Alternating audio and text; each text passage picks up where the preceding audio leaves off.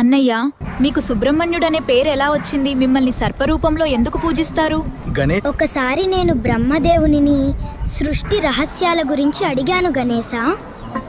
కానీ ఆయన సరైన సమాధానం చెప్పలేకపోయారు. అప్పుడు కోపంతో నేను బ్రహ్మదేవునిని బంధించాను. తర్వాత తండ్రి గారు నా తప్పును నాకు తెలియజేశారు.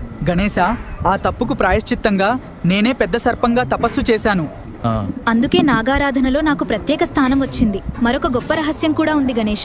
మన శరీరంలో ఉన్న కుండలిని శక్తిని నిద్రపోతున్నా సర్పంలా వర్ణిస్తారు గణేశ. ఆ శక్తిని మేల్కొలిపే అధిపతి నేనే గణేశ సుబ్రహ్మణ్య స్వామి. నా 6 ముఖాలు కూడా గణేశ యోగ సాధనలోని 6 చక్రాలకు ప్రతీకలు. ఆ చక్రాలు మేల్కొంటే మనిషి దైవజ్ఞానాన్ని పొందుతాడు. అంటే అన్నయ్య, సర్పం భయంకరం కాదు. భయం ఉన్నవారికి సర్పం భయంకరం గణేశ. కానీ జ్ఞానం ఉన్నవారికి అది దైవశక్తికి గుర్తు. సర్పాన్ని చూసి భయపడేవాడు గణేశ బయట ప్రపంచాన్నే చూస్తాడు, కానీ సర్పంలో శక్తిని